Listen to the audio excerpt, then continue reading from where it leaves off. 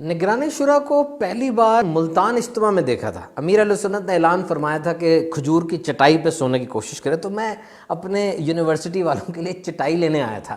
اچانک سامنے سے ایک موٹر سائیکل رکی آ کے اور کوئی اس میں سے اترا, اور جب میں نے دیکھا اٹ واز اسٹانشنگ پرسنالٹی, اور بڑی پروکار ایک شخصیت تھیں, اور جس چیز نے مجھے متاثر کیا وہ ان کی آنکھوں کی چمک تھی. اور پھر اس کے بعد نگران شورا مولانا عمران اتاری صاحب کے ساتھ کئی سفر میں بھی گئے, اور واضح طور پہ یہ پتہ چلا کہ آپ کی تربیت کی گئی ہے. You have been prepared for a special task.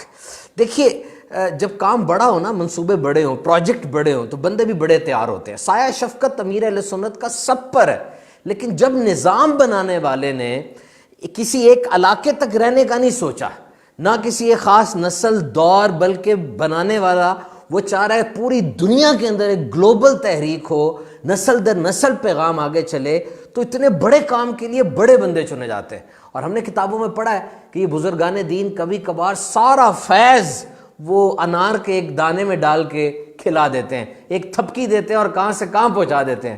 تو علامہ الیاس قادری صاحب بانی دعوت اسلامی اور مولانا عمران اتاری صاحب کے درمیان بھی مجھے تو کوئی ایسا ہی کنیکشن لگتا ہے. سو آئی تھنک entry of نگران شورا ان دعوت اسلامی was a turning point. یعنی آپ کے اندر صلاحیت تھی, لیکن دعوت اسلامی نے اس کو نکھار دیا اور اس صلاحیت کو سمت دی, ایک ڈائریکشن دی کہ کس طرف ہم نے صلاحیت کو لگانا ہے.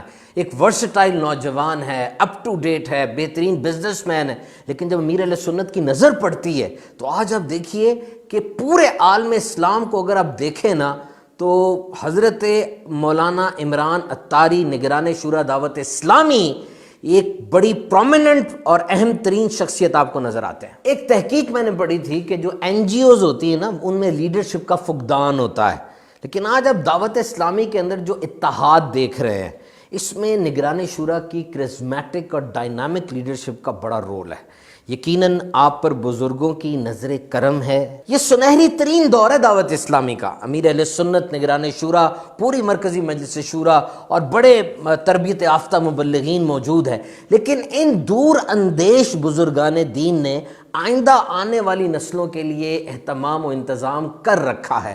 الحمدللہ بڑا مضبوط نظام ہے. کوئی دن ایسا نہیں ہوتا کہ دعوت اسلامی کوئی نئے نئے پروجیکٹس, نئے نئے کام نہ کر رہی ہو. تو آپ کو بھی دعوت ہے کہ آپ بھی آئیے, اس بہترین تحریک کے ساتھ شامل ہو جائیے. اتنی بڑی پکچر جو دعوت اسلامی کی ہے, اپنا بھی حصہ اس میں شامل رکھیے. اللہ تعالیٰ دعوت اسلامی کو دن 25ویں رات 26ویں ترقیاں نصیب فرمائے.